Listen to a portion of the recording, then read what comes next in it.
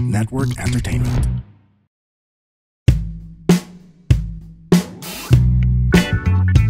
Hello everyone! Welcome back to another episode of Kaya Pa Ba with me, Baus Rufo. And for this episode, I have someone, I don't know, like, I wish I knew her sooner. Mas maaga ko pa siyang nakilala because the vibes, I think, are strong with this one. Please welcome to the podcast, Miss Ain Bernos. Hello, hello. Hi, sis! Thank you. Ito na. Thanks for having me, and I feel the same way. I love it. So, the past few months, like, madalas tayo nagkita sa events. Yeah. Seatmate tayo sa isang brand workshop. So, medyo, parang...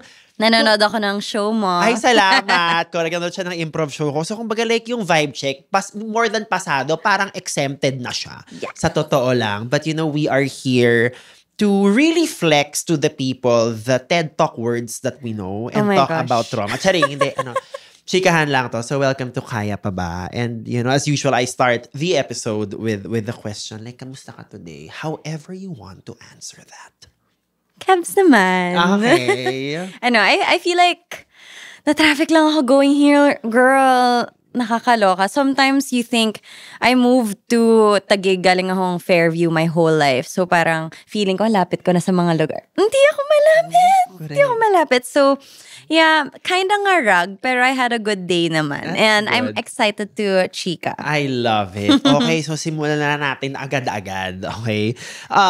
So, nag-research ang aking team. Charing. Yeah. You have lived quite the life already. Parang feeling ko the thing that we see on social media is very much parang the culmination of your many lives. Diba? You, as a social media manager, as a writer, as a business owner, diba? As a pageant girly. Yes. Diba? How do you think those many lives that you have lived give us this best version of you in this very moment?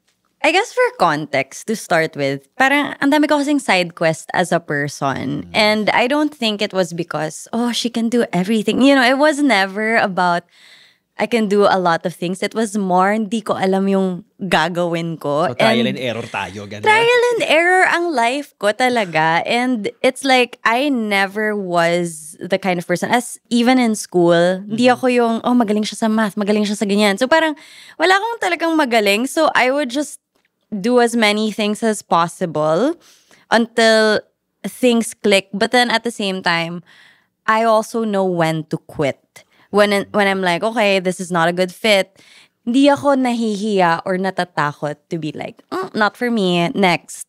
So I guess now, in terms of like, I wouldn't even say it's like the culmination. Kasi ngayon parang kung ano-ano na namang side quest ginagawa. Ito ba yung runner era mo? Runner, triathlete, Correct. ano ba bang ginagawa ko ngayon? Yeah. Parang, it's like a continuous thing. And parang tinanggap ko na lang na I'll always have a random side quest. Or maybe my main quest is always changing, ganon. And yun, yung mga ginawa ko in my 20s, it's all that. It's me figuring out, I guess, my career. Since yun yung mga minention mo. It was more career. Pero ngayon, since, I guess, na-establish ko na, okay, she's a creator. She is a host. Ganyan. So, medyo mas sa hobby, sa lifestyle ako nag-trial and error. Pero all in all, yun talaga, trial and error as a person. Correct. Pero ang minention mo kasi, parang you do know when to say na parang tapos na or Yes. hindi ito. I think that is a particular talent if you think about it. Kasi parang you are so precise na parang more than, okay, natutunan ko na everything I need na baka if I move forward, baka like law of diminishing returns na to. Yes. Diba? Pero Oo. like, are you able to pinpoint specifically sa mga naging careers mo when you realize, okay na to, time to move on? Yeah. Just to guide like the people who are looking for their immediate North Stars? That's such a good question because never ko siya talaga pinpoint. But now that you brought that up, I think for me, I move on when I realize wala na ako i-grow dito. Like, for example, my first job was, I was a copywriter. So, nag-ahensya ako. And then, naman, ahensya life. Mama, I have made a career out of it. Okay. Ahensya life, early on, I knew it was not for me because ito pa yung time na syempre, office everyday, Makati, wala pang work from home nun. Pero, parang inisip ko sa sarili ko, why am I creating for brands who don't care who I am, who don't care who writes their stuff? Parang one of my clients was an airline in another country. I've never even been there. It was Australian. Tapos parang, bakit ako nagsusulat about a country I've never been to, I probably won't be able to afford to go to. Sorry, clarify. Ikaw ba nagsulat ng Jet2 holiday? Hindi! sa Qantas ako before. Client ko sila. Pero yung like Southeast Asia. Tapos alam mo yun, nag-research ako sa mga koala, ganyan. Tapos, girl, I've never seen one. Okay. Pero yun, tapos naisip ko na, wow, ayoko nito. Yeah. Number one, I want people to know that I'm the one working on it. Like, what was frustrating to me then was like, I would write things and I would do my best work, but then nobody knew except for like the multimedia artist next to me. And sometimes hindi pa nga ikaw nagpe-present, di ba? Minsan iba pa. Yeah, so, yung account manager yung nagpe-present. So I never ever got, fulfillment or recognition. Mm-hmm. So parang naisip ko no na, okay, I need to pivot. I need to find a way to make this fulfilling. Because alam ko naman na it's gonna take a long time for my efforts to turn into, alam mo yun, like pera. Pero it wasn't about the money. It was like, I need to make sure that I'm happy so that I can do my best work. Kasi yun yung inisip ko talaga. Like, parang, if I'm miserable, I'm not gonna be able to do my best work. So, ang ginawa ko nun, sabi ko, okay, it's not for me. What can I do? So sabi ko, diba, I wanted to create for myself, ganyan. Wow, and this is like 2017, ganyan. So I was like, how do I create when ubos na ako sa copywriter job ko creatively, ubos na ako dun, paano pa ako gagawa ng YouTube, ganyan. So I was like, I need to find a job that allows me to have enough money to live, enough time to do YouTube, and then happy rin ako, ganyan. So, hanap ako opportunities. Kaya ako nag-English teacher. So, yung jump, di ba? No, it makes so much sense because I think kinocurate mo talaga yung gusto mong magiging daily schedule. Yeah, yun talaga. Yung parang, I mean, it's not just the long-term goal of I need to be a YouTuber. For me, it was the short-term goal of I need to be happy with my job right now, with my life right now. Mm-hmm. So, when I found the opportunity na magturo sa Spain, sabi ko, wow, 16 hours lang a week yung trabaho ko, tapos papasok ako sa public school. I would live in Madrid. Parang, oh my gosh, what are the chances? Diba? Parang, Teddy! Parang, what do you mean I get to work 16 hours a week versus 40 hours? I get paid enough. I mean, not a lot, pero enough to live in the center of Madrid. Parang, I don't have that opportunity here. So, ayun, nag-apply ako agad. Lipat ako agad pagka-accept ko. And then, when I got there, minax out ko talaga edit ako sa gabi, ganyan, vlog ako, hike ako dyan, kung anong trip ko, ganyan. I would really document it as much. And then I was trying to see, okay, kaya ko ba ito maging sustainable, ganyan. And then once again, knowing when to quit, I realized after a year na even though I really, really like it here, all the opportunities are in the Philippines. Brands are in the Philippines. Events are in the Philippines. I'm building an audience here, but there's no way for me to work with anyone back home. So parang sabi ko, even though I have to let go of, oh my gosh, first world country na yun, di ba? Parang walang traffic. Maraming pogi. Ang ganda-ganda ko sa Spain. Di ba? Aim high Pinay. Oh, correct. Parang, alam mo yun, wala akong naririnig na masyado kang maitim. Wala akong anything. Like, I was just living my best life. Wala akong comments na naririnig about anything. As in, wala silang pake. You're just, ang saya nun. Pero at the same time, sabi ko, well, I do miss my family now. Homesick ako. Gusto ko kahit na, yes, I have my dream life here, pero I still want the capacity to work with Filipinos. Kasi yun yung audience ko, Filipinos. Eh. Bakit ang layo-layo ko? Gusto ko malapit sa pamilya. Sabi ko, okay, I'll find a way. So, nag-ipon ako konti. Tapos pag uwi ko, start na ako magnegosyo. Girl, ang dami talaga. Ang dami talaga! Oo, ang dami talaga. So, after nun, so like, to cut it short, pag uwi ko, nag-start ako ng business, nag-t-shirt printing ako, I had Morena the Label, nag-pandemic, after nun, nag-TikTok ako, TikTok, nag-blow up, biglang all of a sudden, pwede na sumali sa Miss Universe ang 5'3", so sumali din ako doon, and then nag-blow up lalo yung TikTok ko. Side quest girl ka nga talaga, sabi mo nga kanina, no? Diba? As in, parang talaga, if it's like, there's an opportunity, yes. Yeah. Walang isip-isip. And I guess it's a little different now kasi medyo mas may risk na now. Correct. Kasi parang noon naman wala namang mawawala sa akin kasi parang wala pa akong pinanggagalingan. Yeah. Now it's a little harder. But definitely, go lang ako ng go nung 20s ko. Yeah. And I've touched on this particular topic sa mga like past podcast episodes. But definitely, ang laki na naging shift in conversation in terms of being that kind of person who just like goes for whatever and pursues like their heart's desires, and then they are able to like master just enough to be able to kind of make a career out of it. Ngayon, parang multi-hyphenates, wow. But back in like 5-8 years ago, ang tingin lang sa atin, tipong, bakit hindi ka mapirmi? Ang dami mong gusto. Yeah. Diba? Pero because now definitely the risks have paid off. Pero during that time, when maybe people observing you, like, what are you up to? Like, what is she trying to do?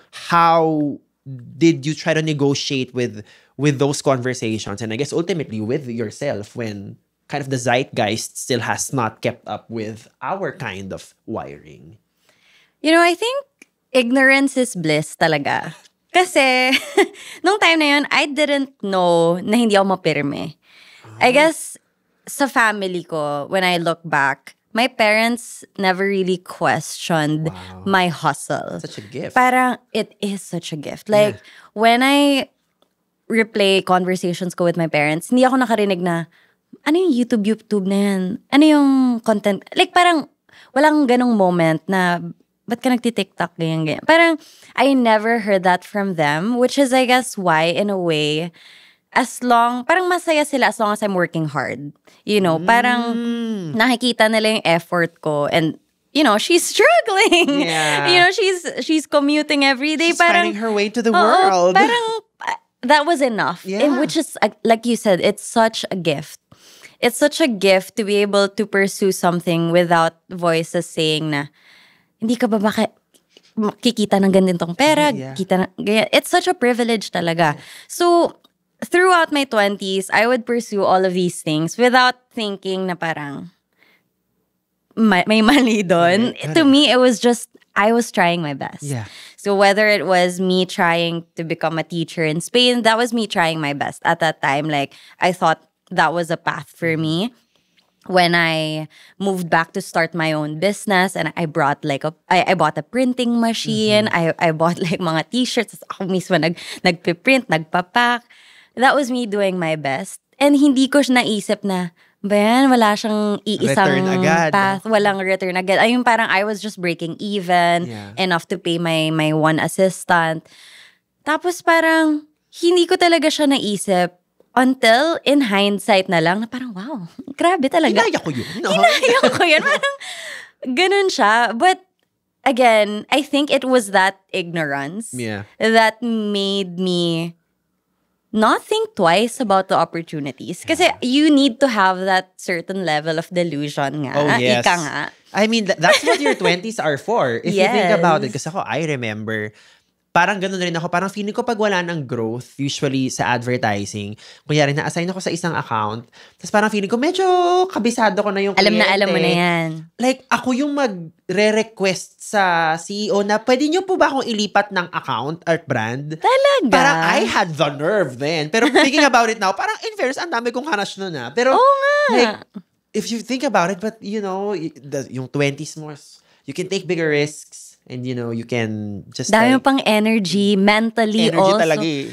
Pero ngayon pag iniisip ko, wow, ang dami kong iniisip, tapos okay lang ako. Ngayon, even like the mental capacity is a little harder. Parang, my gosh, gagawa lang ng TikTok, napapagod na ako. Pero before, it was like editing 3 full YouTube videos, like 20-minute videos a week. Parang every week, 3 yung ina-upload ko na full YouTube videos. Ako lang lahat. Parang, Pero ano rin siya, like driven by passion because nga in my head, the delusion was so strong na, there's no plan B. Like this is gonna work or The I'm way you gonna said the delusion was so strong, parang you admire and kind of like disdain yourself at the same, parang like, I parang ako, it's admiration partly because paano? But at the same time, it's like, kung ginawa ko yan ngayon, paano? Hindi ko alam paano ko siya gagawin ngayon. Which is like my next question, because I think when you took so many risks, like let's just say like before the pandemic, for just reference purposes, when you were taking so many risks, like pursuing so many lives, there was, I think, it was, I assume, quite romantic then, right? Oh, for na sure. Tipong like just like, I'm gonna do this and it's gonna work out. I'm gonna take this risk and it's gonna be fine because I'm just a Morena girl in Spain and live her best life. Yeah. Diba? But it is different now because you have 1.3 million followers. Diba? You are managing professional relationships. You are managing different collaborations. Do you ever miss that time when you can just like think about something, we're gonna go this way and it's gonna work out because I will do it? But this time, there are so many more people or opinions to consider. Do you miss those days when you can just be YOLO and DiLolo? Yeah, for sure. Sobra nami-miss ko siya sometimes. Especially, siguro in terms of creativity. Na Yeah. I decide to do something, I do it. I don't have to. Now kasi I'm very, very careful. Yeah. Which is, of course, you have to be. Pero kasi now, syempre, mas meron ako responsibilities. May team ako. Hindi naman ako pwede magwaldas ng pera. Like, andito na tayo sa parang age na, you think about your 20s, that was fun, traveling, sure. But at the same time, it's like, retirement, I don't wanna be TikToking forever. And also, pag meron ka na pinapasweldong team, Nakaka-pressure yun siya. Nakaka-pressure siya na I can't just decide na, okay, today ayoko na maging content creator. No, like I literally built a team around this specific career. I have to commit. Like, I've committed to this. I've been committed for 4 years. This is like my longest career. 4 years? More. A lot. Yeah. Di talaga marunong mag-math. Hindi ko na alam kung gaano katagal. Pero matagal na. And it's like, I miss the days na if I have, like for example, I think of a product. I'm like, ooh, business idea. Next day, I'm talking to suppliers. Correct. Now, hindi pwedeng ganon. No. Does this make sense for the Yes. online image? Diba? May And mga ganon. also like, kakayanin ko ba? Kasi I have a commitment to, ito pa mahirap kasi with content creation. The moment you stop posting just a little bit, Mama, girl, people forget about you.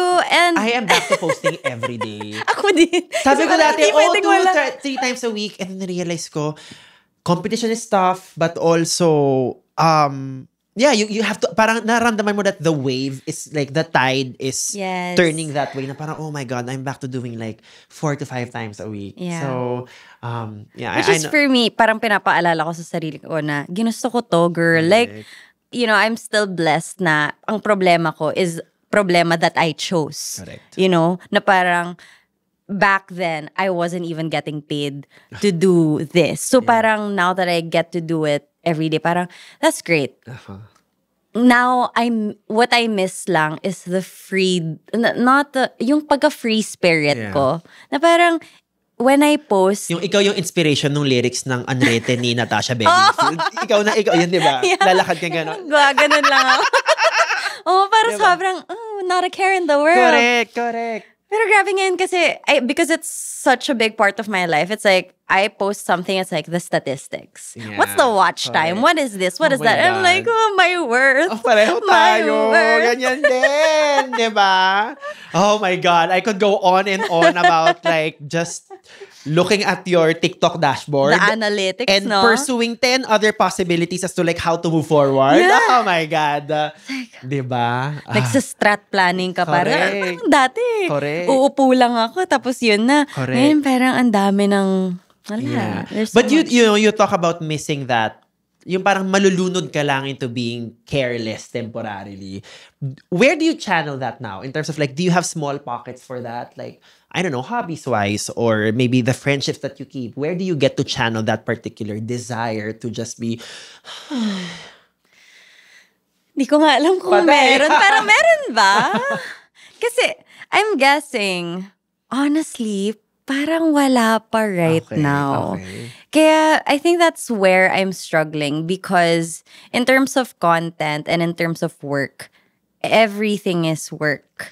It seems like even my hobbies, when I think about it, you know, I'm currently in my runner/triathlete era. So, yun, next na Hyrox, malapit na ako mag-Hyrox.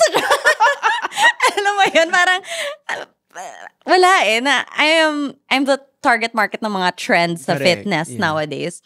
Pero parang even with those things, I always have this at the back of my head na sayang yung opportunity. Content rin yan. Part din yan na live ko. Video din yan. You know, parang it's so hard to just keep something for myself na ito lang to. Like, I would say the closest I have to something like that na parang free lang ako is just my relationships, my family, my friends.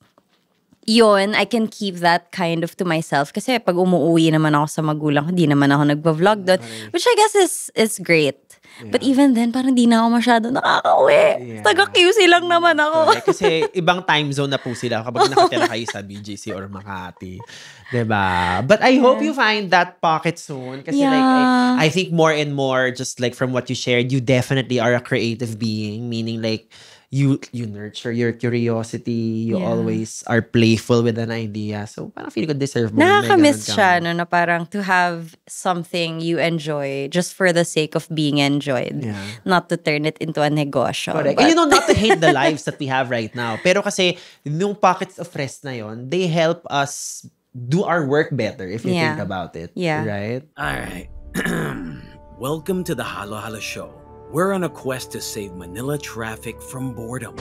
Quest? What are you, Frodo? Shh, I'm trying to tell them about our podcast. On a quest to save Manila traffic from boredom. Yeah, I'm bored. Can you do better? Okay. Welcome to the most awesome podcast in the whole universe. Well, maybe not the universe. Listen to the Halo Halo Show, where we talk about what's trending in the Philippines, among other things. Yeah, we talk about our lives, make fun of each other, and we really will save you from boredom. Yeah, it's our quest! Grab your swords! And your headphones. Listen to the Halo Halo Show. Stream it on all your favorite podcast platforms. Now, speaking of work, you are also kind of like the poster queen for Morena things. Diba? Thank you for what you do. As a Moreno myself, meron akong summer trip sa US last year. I bet. Yung tan line ko po hanggang ngayon, hindi pa rin nawawala. Sa watch? Oo, sa watch. Pero like, thank you for what you do. Thank you for your service. I love that we get that kind of representation. But what I'm curious about is, when are you able to still remember when that paradigm shift happened? Na tipong, teka lang. Yeah. Kasi maganda ako, no? Diba? Like what age, anong klaseng environment meron ka noon? And then like life stage-wise? Parang for me, multiple points siya. Parang it happened in degrees. Pero my first awakening, I would say, was nung...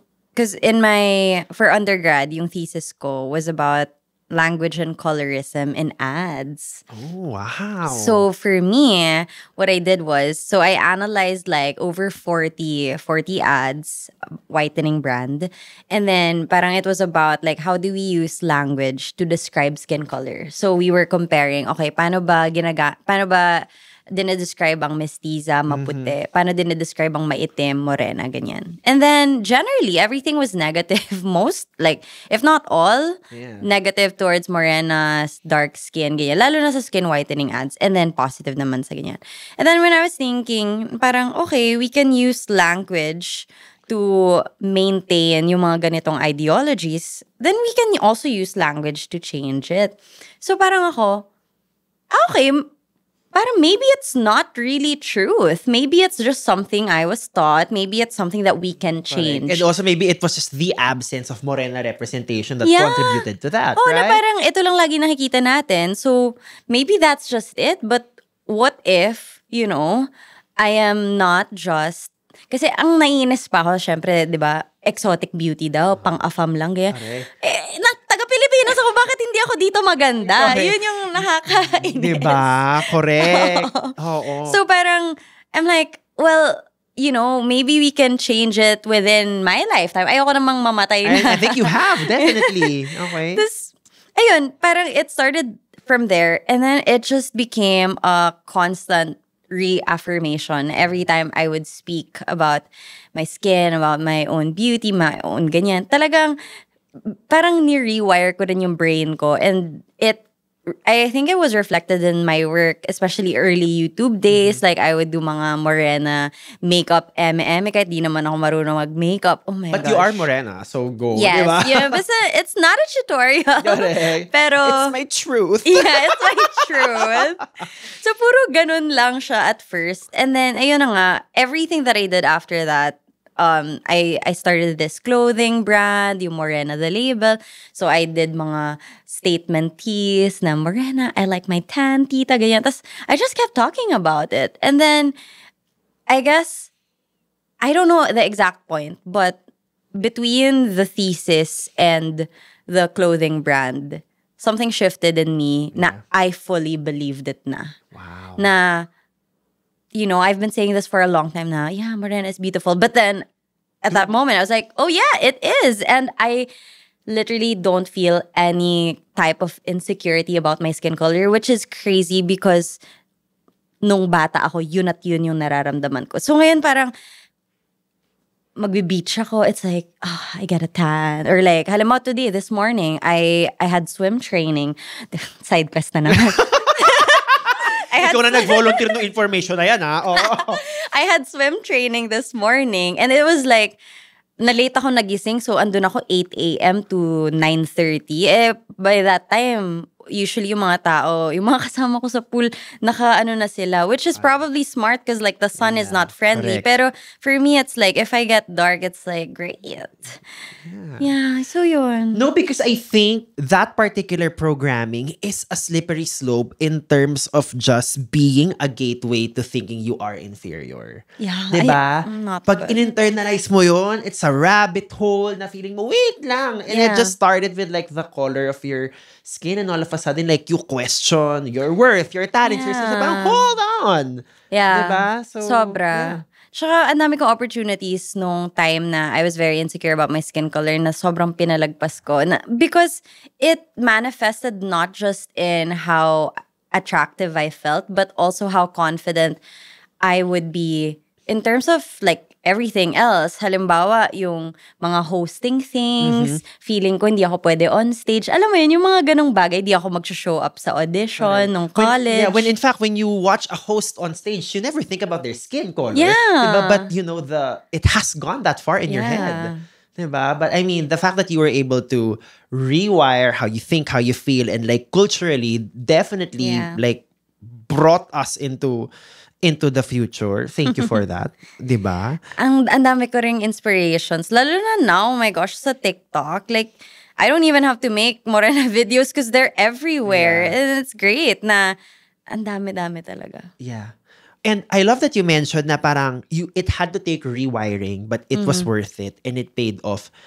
And this is something, just like the law of attraction, I think, I'm sure na, ano yung mga nakita mong changes around you in terms of maybe just like opportunities or just like the energy of abundance, the moment you just like became more open to this being just perfect and flawless and beautiful. I mean, for one, sumali akong Miss Universe Philippines nang walang paisip-isip. Girl! As in, nakakatawa talaga when I think about how, syempre in hindsight, everything is a lot clearer. Yeah. And when I would see all the comments from people questioning, bakit ang kapal na mukha ko, sumali ako, ganyan, sino ba ako sa tingin nila, sa tingin ko, sino ba ako sa tingin ko, ganyan. But then, again, in that moment, when I signed up, like, hindi ko siya iniisip. Hindi ko iniisip na pangit ako. Hindi ko iniisip na may mali sa akin.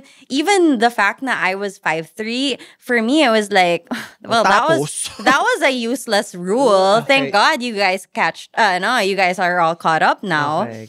So, you know, parang, I loved that because pinaglaban kong baguhin yung mentality ko around my skin color, parang nag-trickle siya into all the other parts of my life. Na imagine if I never joined Miss Universe Philippines. That changed my life. Correct. That propelled my TikTok, my content creation we're gonna career. get to that in a bit. Oh, Definitely. it really did. So Yeah. parang, thank God. Kasi a lot of the opportunities that came my way, I probably never would have seen them if I didn't think I was deserving. Ganda. Yeah. Like, hindi ko siya you really won't see things if you're not looking or if you don't believe you're not deserving.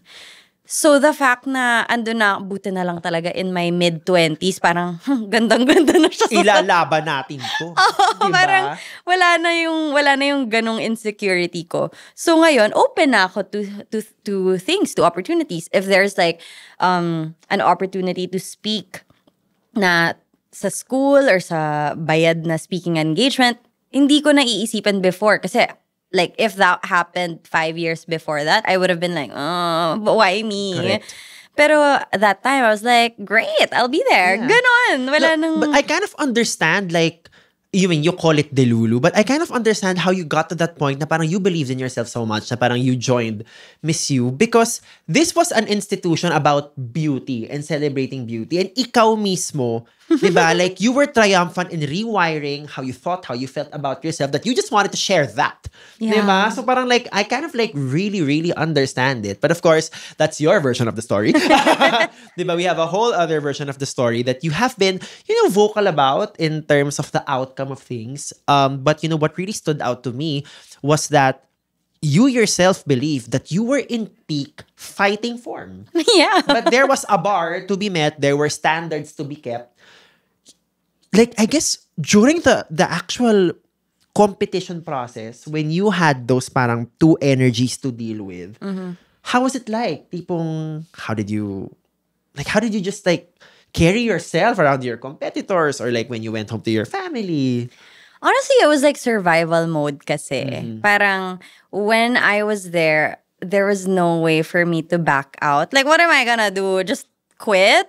Nilaban ko to, di ba? Ginusto ko to Okay. Hindi pwedeng pagkapasok ko sa top 30, I wasn't gonna... For me, I was just like, I need to survive until coronation night, no matter what it takes. I just need to get there, just stand on stage, just tapusin ko to. Sinimulan ko to, tatapusin ko to. Ganun lang yung nafe-feel ko. So whatever was coming in, like criticism, ganyan, wala akong time and space to really entertain the thoughts. I couldn't afford it because I was just trying to survive. Honestly, I was just trying to survive. Kasi grabe siya. It was so, like, the schedules were packed, daming gagawin, dami kong hahabulin in terms of training and preparation. Like, I knew naman. I was delusional, but I knew also na I wasn't training like these girls. Correct. So, I just wanted to, give a good performance and make sure hindi ako madapa, ganyan. Yung ganun lang yung gusto ko mangyari. But after the pageant, that's when I started to process things. And that's when it all started to, like, now I have time and energy and space to actually think about what just happened. Doon ako medyo napaisip na parang, wait, Yeah, that's a lot to process, ano by yung the way. sinasabi ng mga tao na ganyan? Na parang, tama ba sila? That's when it started happening for me. Like, for example, di ba, yun nga, I was in, quote-unquote, peak fighting form. Yun, kasi pandemic, wala naman akong ginawa kundi mag-workout. Mag-ab crunches ng mag-ab crunches. Talagang, and I was super fit. I wasn't even actively trying to lose weight. I was just happy and confident, and I was, in my head, with a little bit of makeup, kaya ko rin magmukhang ganyan. Like, it's all, Yes, glam. correct. Kayang-kaya yan. So, hindi ko talaga siya inisip until after. And then that's when I really realized na insecurities are taught because there are so many insecurities that I had to unlearn. Diba? At that point, I already unlearned these insecurities. And then, ang dami kong natutuhang bago. Ang dami kong natutuhan from the industry na parang, wait, di ko alam na that's a thing. Like, for one, meron akong experience, to be specific. There was this person, I don't even know him personally, but he was like an industry, I don't remember the name even now. Pero basta one of our training sessions, pumunta siya, and then sabi niya sa akin, I like you. Kaya mo naman eh. Pero, tas nilista niya lahat ng babaguhin sa akin. Sabi ko talaga, excuse me?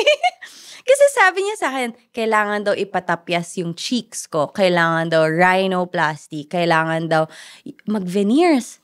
Look at the smile. Mukha bang kailangan ko ng veneers? The heck? Nag-braces ako ng 2 years ng high school. Tapos pabaguhin mo Yeah, pa. tapos parang sabi kasi daw malaki daw yung mukha ko. So para daw lumiit, meron daw way para ano sa veneers. Tapos parang ako, thankfully at this point, I was 26. So medyo kahit papaano, my frontal lobe was kind of developed.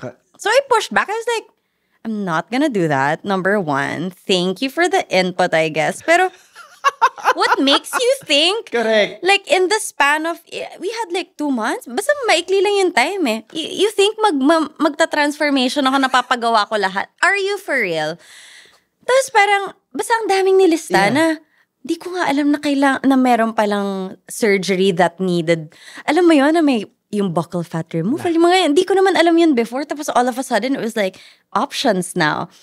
So then, knowing na this can affect me mentally, I really had to push back na parang no. Like, I can't listen to these things na, you know, kailangan ko panindigan what I know for a fact na I am enough. Yeah. So it was that. But then, after that came the whole body weight situation, which was like This was a whole after the other- competition. After the competition, it was like over a year after the competition. PCOS, depression, everything. I was on antidepressants, everything, and then I gained like 30 pounds in like 2 months. But it was quick. You think it was kind of a trauma response to how intense the competition was?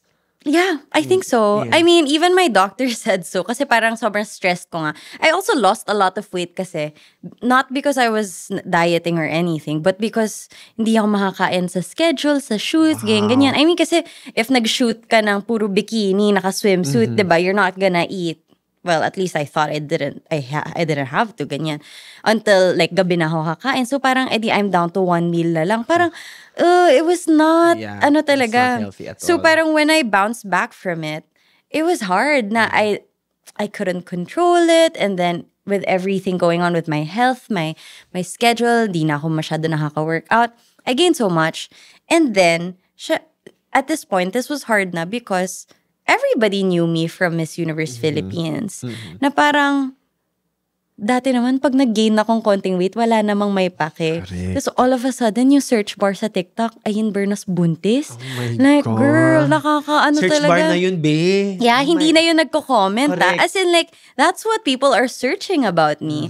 And then, I was really, napaisip ako na, eto na ba ako na, is this something that I have to live with? Na every time something changes sa life ko, I have to explain it, or do I need to explain why lumaki ako or bakit ganito, bakit ganyan? Tapos, ang frustrating lang because it never bothered me before. Correct. At the time na sumali ako sa Miss Universe, hindi naman ako nagpapayat for the pageant. Hindi naman ako nagpapayat para sumali doon. It was just like, pandemic kasi, perfect time para mag-workout ng mag-workout. Eh di yun, ang saya ko. Pero hindi ko inisip na my body before that was any less. Yes. Like, I still wore my bikinis kahit na hindi ako like, quote-unquote, fighting form. I still wore whatever I wanted. But then, after, that's when all my confidence talaga, I had to fight again to relearn my confidence. It's great that you, actually, what I'm getting from that is that you already knew your center, you already knew your core. And diba, one would think na parang once mahanap mo yung parang core values mo, like unshakable ka na. But you know, life will shake you. will throw you into a pageant that you decided to throw yourself into. Diba? But I mean, thank God you were able to find your core again. So I guess in terms of just, if we are to boil it down to a few principles, what helped you kind of inch your way back into what you know, who you know was parang the you in all caps? I guess siguro, I think I had to unlearn and take a step back from the industry in a way.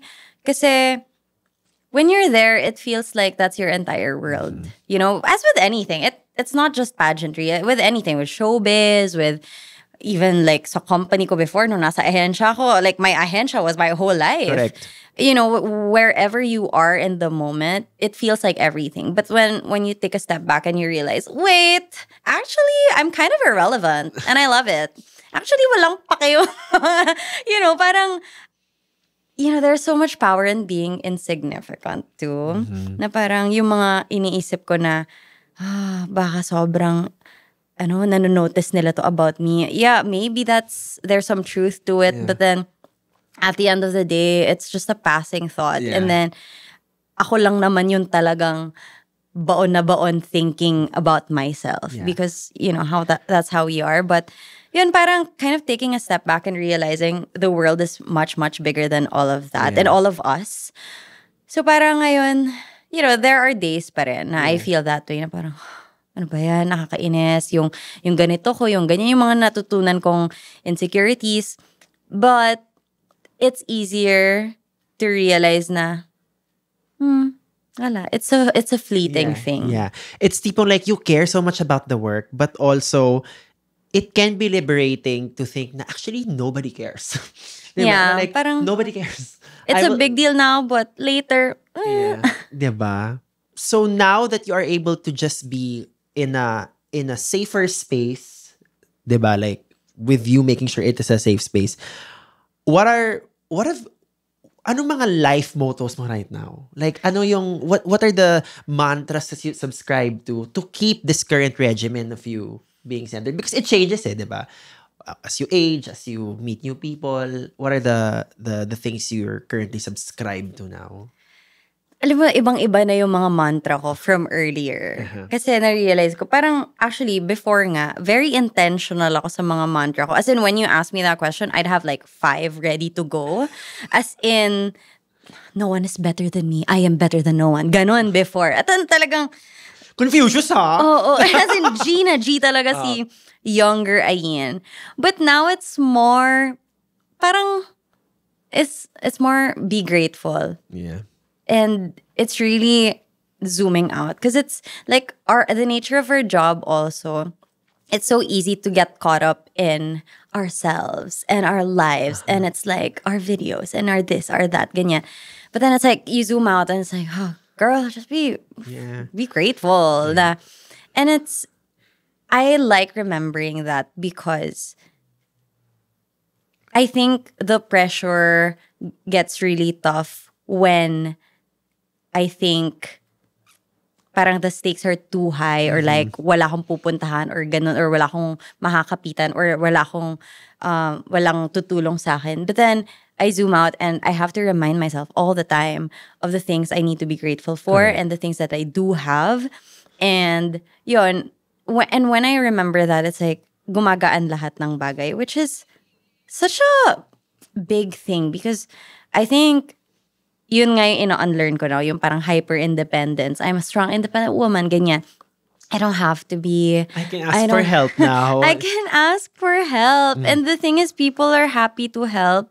And I also, another mantra I would say is like, just reminding myself that I'm not starting from scratch. Because there's a certain panic sometimes na I feel like, oof, if this doesn't work out, like, what's gonna happen to me? I'm like, girl, you are not starting from scratch. Hindi ka na fresh grad.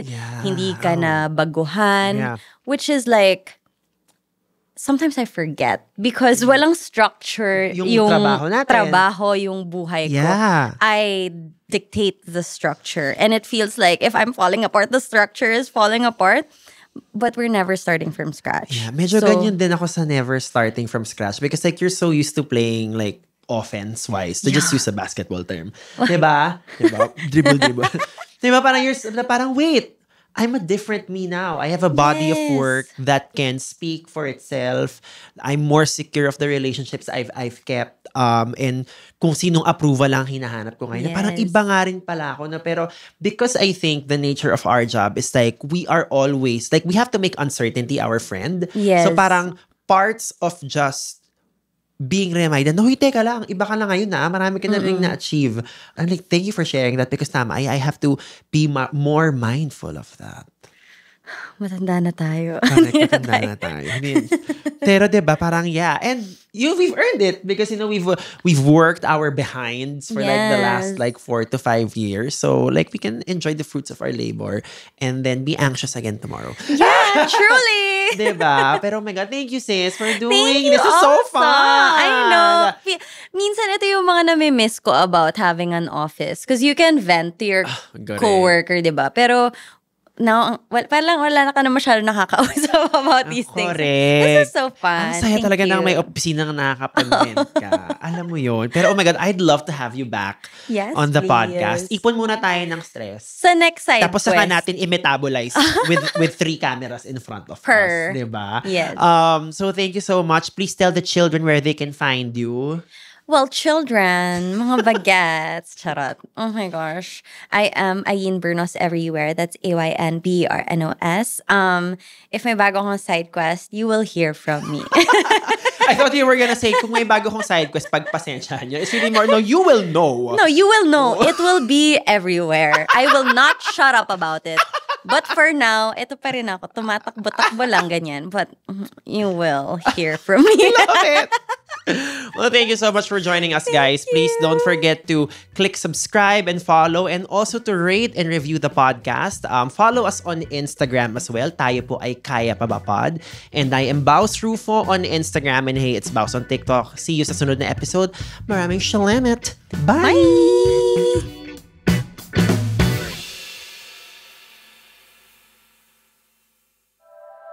The opinions of podcast creators, hosts, and guests are not necessarily reflective of the official stance of the Pod Network Entertainment, its hosts, or other network programs. The content created by the people behind the podcast is personal and not meant to harm any religion, ethnicity, group, organization, company, or individual.